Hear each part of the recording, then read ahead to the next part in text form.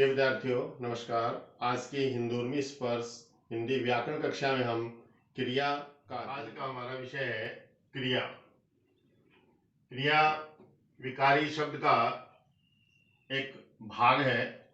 इसका शाब्दिक अर्थ होता है करना या होना।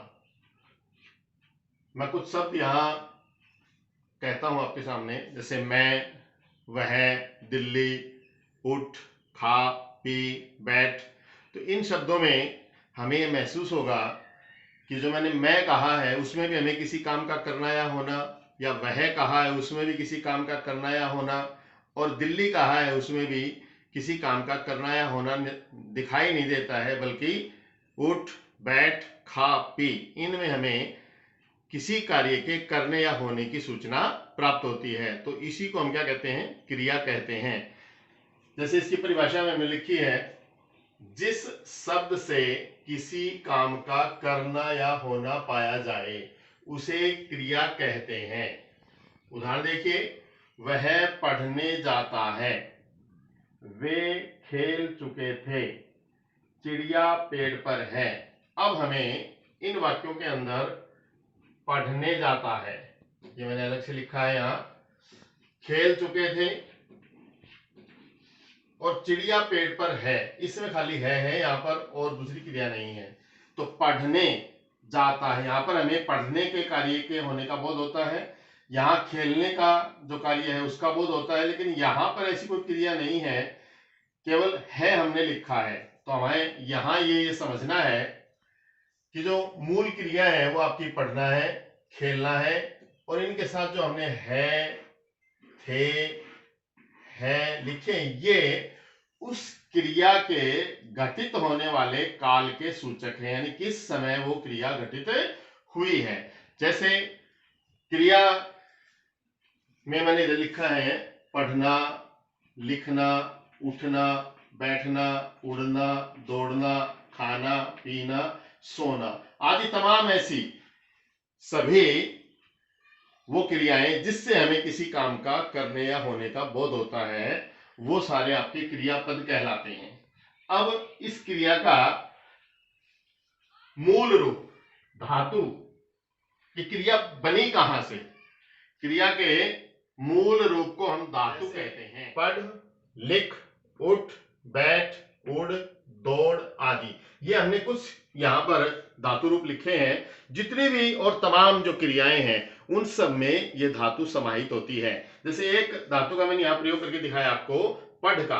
पढ़ में पढ़ना, पढ़ता, पढ़ोगे, पढ़ेंगे आदि रूप बने, तो इनमें पढ़ आप देख रहे हो अवश्य आया है, इसीलिए इसको क्रिया का मूल रूप कहा है। पढ़ जमा ना से बना पढ़ना, पढ़ जमा ता से बना पढ़ता, और पढ़ जमा ओगे से बना पढ़ोगे, और पढ़ जमा एंगे से बना पढ़ेंगे। ऐसे ही पढ़ो, पढ़े, पढ़ी आदि रूप भी पढ़ धातु से ही तैयार होते हैं। कई बार जो मूल धातु है वो भी क्रिया का कार्य करती है हमारे यहाँ।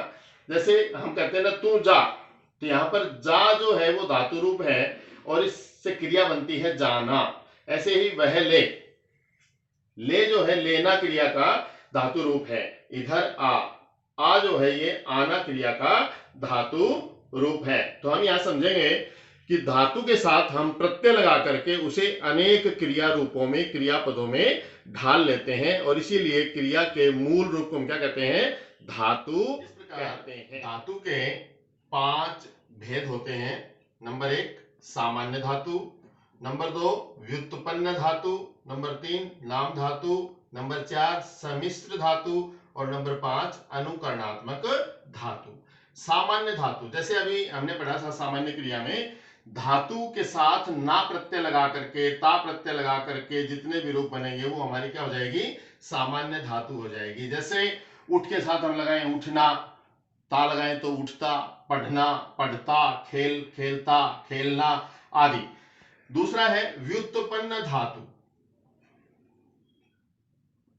व्युत्पन्न धातु में जब हम क्रिया के साथ आना और वाना प्रत्यय लगाते हैं, जैसे पढ़ हमारी धातु है, इसके साथ हमने लगाया पढ़ाना और पढ़वाना, खेलना, खिलाना, खिलवाना, देना, दिलाना, दिलवाना। तो जहां पर ऐसे क्रियापद बनेंगे वो आपके क्या कहलाएंगे? व्युत्पन्न धातु कहलाएंगे। नाम धातु, नाम संज्ञा से हम यहां परिचित हैं, लेकिन अकेले संज्ञा नहीं, संज्ञा, सर्वनाम और विशेषण शब्दों के साथ जब हम प्रत्यय लगा करके उन्हें क्रिया रूप में ढाल लेते हैं, क्रियापद में ढाल लेते हैं, तो वो हमारी क्या हो जाती हैं? नाम धातु कहलाती हैं। जैसे लालच, लालच से ललचाना, लालच हमारे क्या है? संज्ञा है। और ऐसे हाथ, संज्ञा है, हाथ से हथियाना, बात बतियाना, ये हमारे संज्ञा पद हैं। ऐसे ही गर्म, ये हमारा विशेषण है, गरमाना, शर्म, शर्माना, लंगड़ा, लंगड़ाना। जब लंगड़ाना बनता है, शर्माना बनता है, गरमाना बनता है, तो ये हमारा क्या हो जाता है? क्रियापद हो जाते हैं और इन्हें हम नाम धातु कहते हैं। ऐसे ही सर्वनाम शब्द से आपसे, अपनाना, ऐसी जो क्रियापद बनेंगे उनको हम नाम धातु कहेंगे। सम्मिश्र धातु संज्ञा, विशेषण और क्रिया विशेषण के साथ प्रत्यय लगा करके, जैसे हम कहें होना, कष्ट होना, नाम होना, ऐसे जब पद बनते हैं, देना, दर्शन देना, कष्ट देना, पीड़ा देना, तो वो सारे आपके क्या कहलाएंगे? सम्मिश्र धातु के अंदर आएंगे, सम्मिश्र धातु कहलाएंगे। अनुकरणात्मक, यानी जिन शब्दों में ध्वनि उत्पन्न हो, उनको जब हम प्रत्यय लगा करके बनाते हैं, तो वो जैसे टन टन, टनटनाना, टन टन जो शब्द है इसके अंदर एक गूंज है और इससे शब्द बना टनटनाना, मक्खी भिन भिनाना, घोड़े का हिन हिनाना, ऐसे जो शब्द होंगे वो सारे हम अनुकरणात्मक धातु के अंतर्गत पढ़ेंगे। क्रिया के मुख्यतः दो भेद होते हैं, नंबर 1 अकर्मक और नंबर 2 सकर्मक क्रिया। अकर्मक, अ का प्रयोग हिंदी में लगभग नकारात्मकता के लिए होता है और स का प्रयोग हमेशा सकारात्मकता के लिए। अकर्म का अर्थ है कि जिस क्रिया के साथ कर्म नहीं होता, या हम साधारण परिभाषा करें कि जिस क्रिया को कर्म की आवश्यकता नहीं होती। व्याकरण की परिभाषा क्या है? कि जिस क्रिया के व्यापार का फल कर्ता पर पड़े उसे हम अकर्मक क्रिया कहते हैं। उदाहरण देखिए, बच्चा रोता है, नाना जी आ गए, चिड़िया उड़ती है, हवा चल रही है, नदी बहती है। इसमें चल रही है, उड़ती है, आ गए हैं, रोता है, बहती है, ये सारे जो क्रिया रूप हैं ये आपके अकर्मक क्रिया हैं। अर्थात इन क्रियाओं को कर्म की आवश्यकता नहीं है। कोई भी वाक्य ऐसा नहीं है जो अपना अर्थ नहीं दे रहा हो, तो हमें यहाँ ये समझना पड़ेगा। आगे इसका सूत्र देंगे हम। जिस बच्चे ने अकर्मक सकर्मक क्रियाएं सीख ली उसके लिए वाक्य बहुत ही आसान हो जाएगा।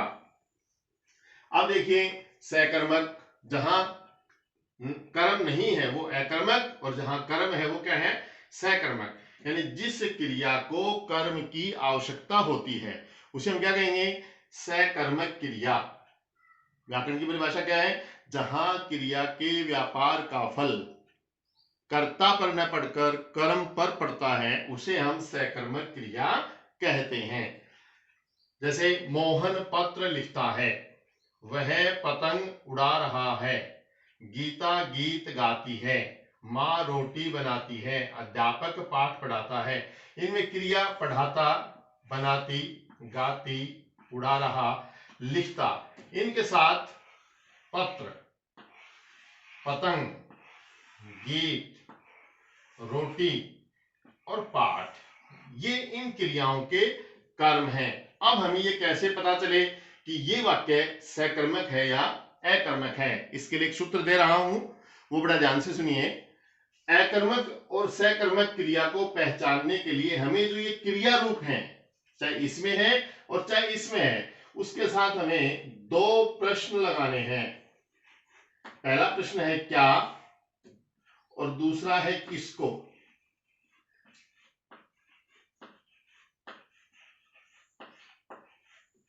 जो क्रिया इन दोनों प्रश्नों का जवाब देगी वो आपकी सकर्मक क्रिया होगी। दोनों का, एक का नहीं, दोनों प्रश्नों का जवाब, क्या और किसको का। जैसे बच्चा रोता है, क्या रोता है का कोई जवाब नहीं आ रहा। बच्चा किसको रोता है का भी जवाब नहीं आ रहा। तो यहां पर हमारी अकर्मक क्रिया हो गई है।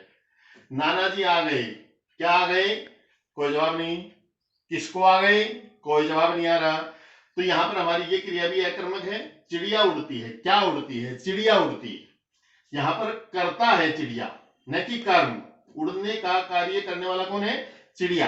तो इसलिए ये क्रिया भी हमारी क्या है, अकर्मक। हवा चल रही है, क्या चल रही है, हवा। किसको चल रही है, कोई जवाब नहीं आ रहा। तो यहां पर चलना जो क्रिया है वो हमारी क्या हो गई, अकर्मक। नदी बहती है, क्या बहती है, नदी। किसको बहती है का कोई जवाब नहीं आ रहा। इसलिए रोता आ गए, उड़ती, चल रही, बहती, ये सारी जो क्रियाएं हमारी अकर्मक है। और इसके साथ देखिए, मोहन पत्र लिखता है। अब पहला प्रश्न लगाइए, मोहन क्या लिखता है, जवाब क्या आया, पत्र। मोहन किसको लिखता है, पत्र को लिखता है। तो यहां पर हमारी जो लिखता क्रिया है वो क्या हो गई, सकर्मक। वह पतंग उड़ा रहा है, वह क्या उड़ा रहा है, पतंग। किसको उड़ा रहा है, पतंग को। तो इसलिए उड़ा रहा क्रिया या क्या हो गई, सकर्मक। गीता गीत गाती है, गीता क्या गाती है, गीत। किसको गाती है, गीत को गाती है। तो यहां पर हमारी गाती जो क्रिया है वो गीत कर्म के कारण क्या हो गई, सकर्मक। माँ क्या बनाती है, रोटी। किसको बनाती है, रोटी को। तो यहां पर जो बनाना क्रिया है वो रोटी के कारण क्या हो गई, सकर्मक। अध्यापक क्या पढ़ाता है, पाठ। और किसको पढ़ाता है, पाठ को। फिर एक बार ध्यान दीजिए, जहां भी क्रिया के साथ इन दोनों प्रश्नों का जवाब आपको मिल जाता है वो आपकी सकर्मक क्रिया होगी, अपवाद को छोड़ करके। एक उदाहरण है, यहां पर मोहन पतंग उड़ा रहा है, वह पतंग उड़ा रहा है, इसके साथ हम लिख दें वह चिड़िया उड़ा रहा है।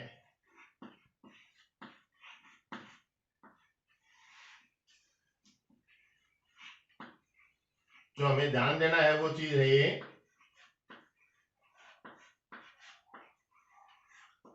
जहां हम मात खाएंगे, हम इस वाक्य में यही प्रश्न लगाते हैं, वह क्या उड़ा रहा है, चिड़िया। वह किसको उड़ा रहा है, चिड़िया को।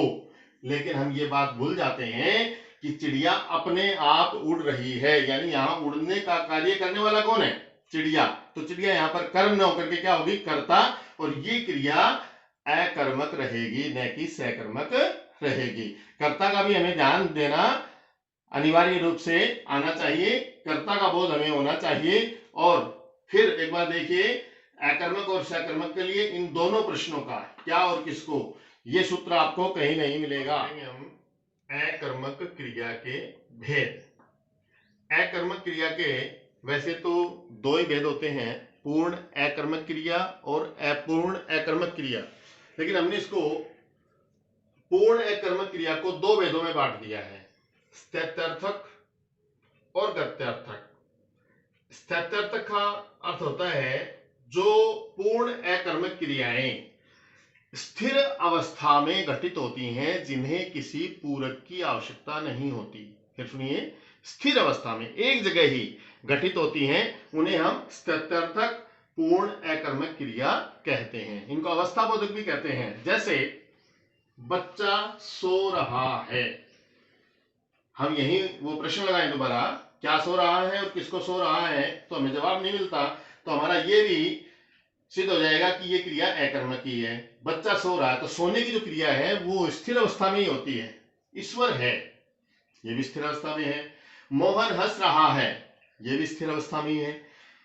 सुरेश बैठा है, बैठना जो क्रिया है वो भी हम स्थिर अवस्था में ही करते हैं। दूसरा देखिए, गत्यर्थक पूर्ण अकर्मक क्रिया।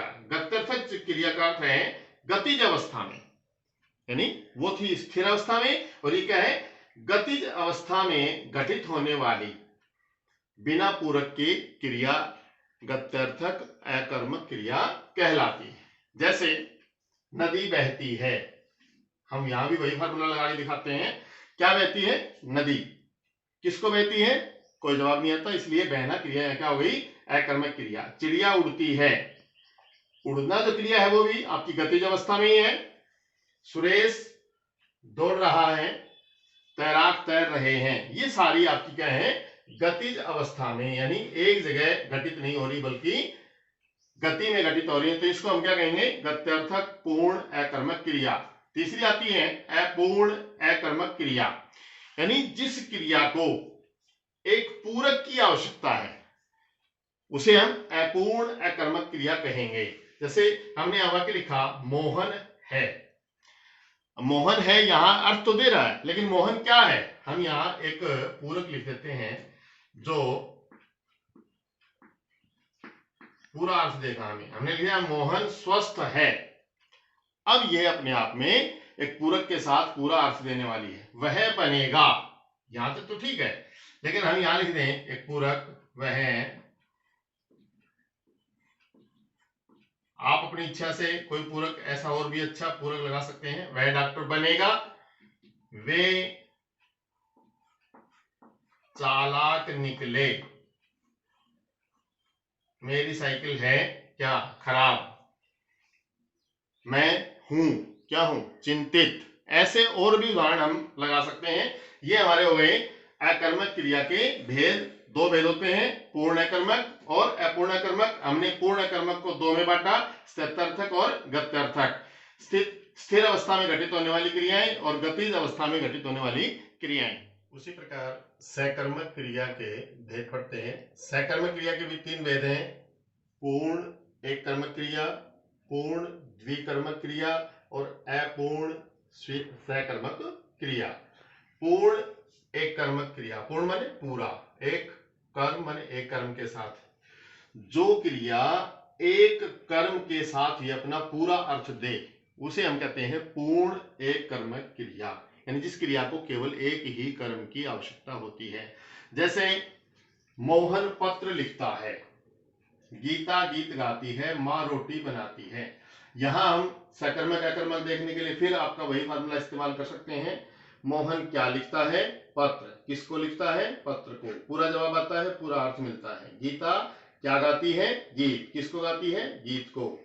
और माँ क्या बनाती है? रोटी। और किसको बनाती है? रोटी को। तो यहाँ एक कर्म से ही इन उदाहरण के माध्यम से हमें स्पष्ट होता है कि इस क्रिया को केवल एक कर्म की आवश्यकता है, और ये अपने आप में क्या है? पूर्ण एक कर्मक क्रिया।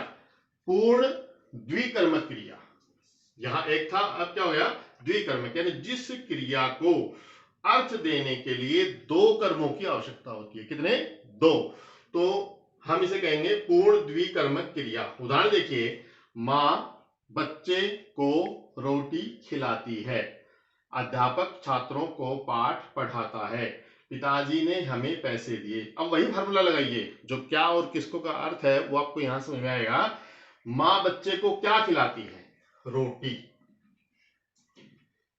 मां किसको खिलाती है? बच्चे को। तो हमारे यहां एक कर्म हो गया रोटी, और दूसरा कर्म क्या हो गया? बच्चे को। अध्यापक क्या पढ़ाता है? पाठ। अध्यापक किसको पढ़ाता है? छात्रों को। पिताजी ने क्या दिए? पैसे। किसको दिए? हमें। इस प्रकार ये जो क्रियाएं हैं, खिलाती, पढ़ाता, दिए, इनको दो कर्मों की आवश्यकता है, और जहां वाक्य में ऐसे क्रिया रूप आते हैं, क्रियापद आते हैं, उनको हम द्विकर्मक क्रिया कहते हैं। तीसरा है अपूर्ण सकर्मक क्रिया, यानी जो क्रिया तो सकर्मक है, लेकिन उस क्रिया को एक पूरक की आवश्यकता महसूस होती है। जैसे मैं उसे मानता हूं, पहले हम फार्मूला लगाएं, मैं उसे, मैं क्या मानता हूं? उसे, यानी उसको मानता हूं।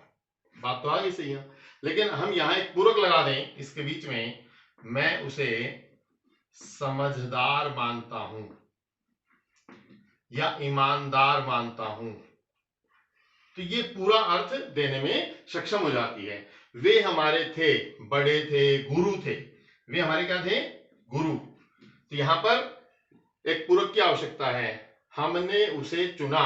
क्या चुना? नेता चुना, प्रतिनिधि चुना।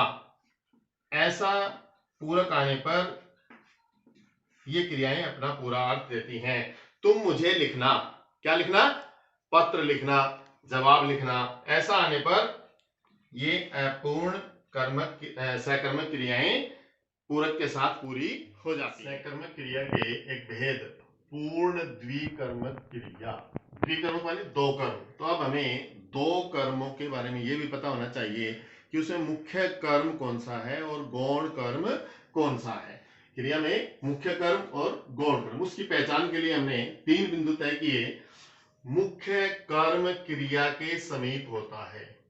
दूसरा, जबकि गौण कर्म क्रिया से दूर और मुख्य कर्म से पहले आता है। दूसरा, मुख्य कर्म अप्राणीवाचक होता है और गौण कर्म प्राणीवाचक या सजीव होता है।